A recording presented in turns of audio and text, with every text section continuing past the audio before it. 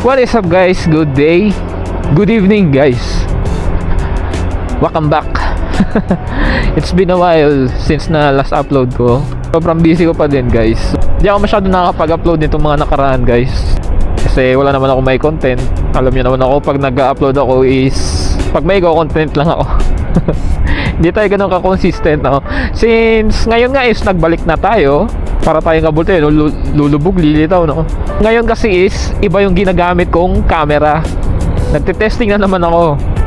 Since kasi this is a preparation sa susunod namin na ride.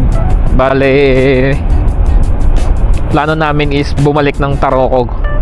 So kaya tinetesting ko tong camera ko na gagamitin ko kasi I was torn between the DJI Osmo Action 1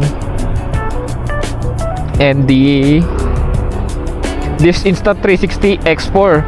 Ang problema ko kasi sa DJI Action 1, outdated na siya kasi masyado eh. Okay pa naman yung recording niya no, malinaw pa rin naman. So, ang disadvantage nga lang guys is alam nyo naman na ako ay updated mag-upload is sa Blue Up. So ngayon kasi ang plano ko is buhayin ko ulit yung page, yung channel ko doon sa YouTube. So kaya nahihirapan ako mamili sa dalawa nitong sa dalawang camera kung alin yung gagamitin ko. Dito kasi sa Insta360 X4 guys, makakapili tayo. May choice tayo makapili na pang Blue Up tapos may pang YouTube din. Yon. Kaya parang gusto kong gamitin to, si Insta360 X4, parang pang motovlog.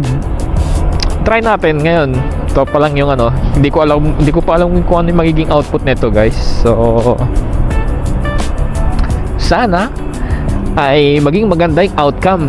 Tapos ang ginagamit natin ngayon na mic is hindi Holyland. Kasi itong mga nakaraan Holyland mic ko is parang hindi siya ganun ka-quality no, pagdating sa motovlogging na nakalagay sa helmet no. Sobrang noisy nung niya, sobrang noisy nung output niya.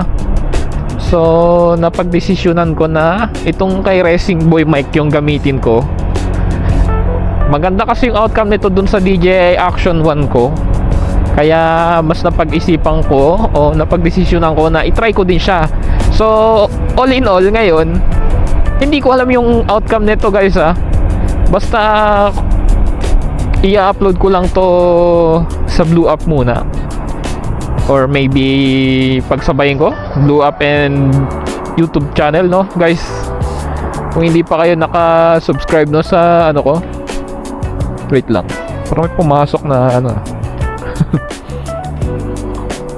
kung hindi pa kayo naka-subscribe guys dun sa YouTube channel natin is ilalagay ko dyan sa comment section natin no guys. Mas nagugustuhan ko kasing mag-upload sa YouTube kasi mas long form. Doon kasi pwede kang mag-upload ng long form video. Mabibisaya pa. And then isa pa sa nagustuhan ko guys no, since lumang-luma na si DJI Action 1 no, hindi ko pa nagustuhan sa kanya is yung viewing angle niya guys. Dahil nga sa sobrang luma na nung action cam na yon is limited lang yung hindi siya wide angle. Unlike dito kay Insta360 X4, mas malawak yung viewing angle nito for sure kasi may pa-adjust pa natin to mamaya sa editing app eh. So plus na naman yon, dagdag advantage na naman. So kaya I was torn between the two action cameras. Ang disadvantage nga lang nito guys kung makikita nyo sa camera ay sa sa side mirror, ang laki nya. Ayan medyo madilim lang eh. At saka ito pa pala yung disadvantage naman, puro disadvantage ni Osmo Action 1 yung nabanggit ko kasi.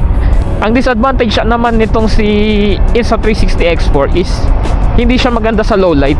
Yun, tingnan natin kung maganda yung magiging outcome no, since ngayon is nirecord ko to is gabi 7:51 and yun, currently is papunta tayo ng Nankan kasi Today is church day.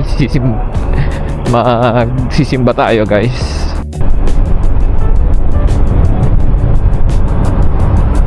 So, ayun nga, guys. Medyo nabablanko pa ako, no? Medyo pag matagal-tagal ako hindi nakakapag-vlog, parang ang tagal mag-loading nung utak ko, no? Yung mga sasabihin ko, yung mga ikukwento ko sa inyo. So, yun. Abangan nyo na lang, guys, yung paparating natin na biyahe. Siguro is gagawa na lang ako ng highlights sa Blue App, tapos sa YouTube na lang yung long form video natin, no? And ayun, hanggang dito na lang muna, guys. At i-check ko pa kasi kung ano yung magiging outcome nitong ating experiment na ginagawa dito sa Insta360 X4 na nakalagay sa helmet. And yung audio quality, guys, tinetest ko pa din kasi wala pa rin akong idea kung ano yung nagiging tunog nito ngayon habang nire-record ko, no? Yun lang, guys. Ride safe. Peace out.